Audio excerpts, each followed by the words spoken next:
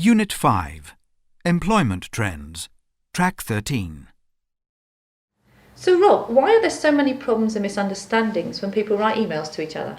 Primarily because you don't have the visual information and feedback that you have in a face-to-face conversation. You know, things like smiles or nods or even being able to say, I don't understand. And that also makes it easier to get nasty, to do what they call flaming, sending angry or insulting emails to people.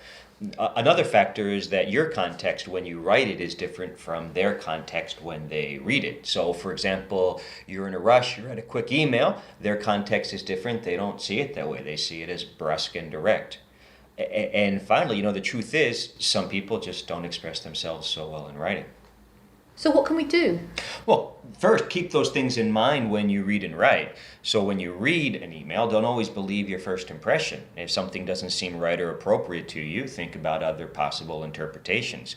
And when you write emails, think about how the other person could maybe misinterpret what you're writing, and then make it clear that you don't mean that. Those emoticons seem so silly, but sometimes they help express the tone that you want.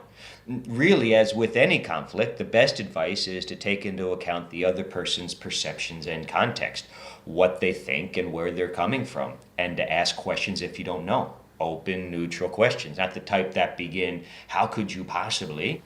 So when there's obviously a problem, is it best to talk about it face to face or on the phone? Well, for small disputes or misunderstandings, yes. But if you know how to use it, email can be an effective tool to avoid and even resolve conflicts. How's that? Well, again, it takes out the visual information. That can be particularly useful for multicultural teams because you can avoid the misunderstandings that can be caused by different communication styles and differences in things like body space or eye contact.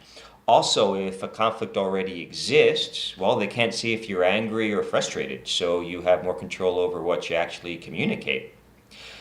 Secondly, you have the time to make your emails more rational and less emotional if you choose. They say that you should count to 10 when you're angry, and an email forces you to do that. Finally, it's a basic but important factor. You can't interrupt and you can't be interrupted.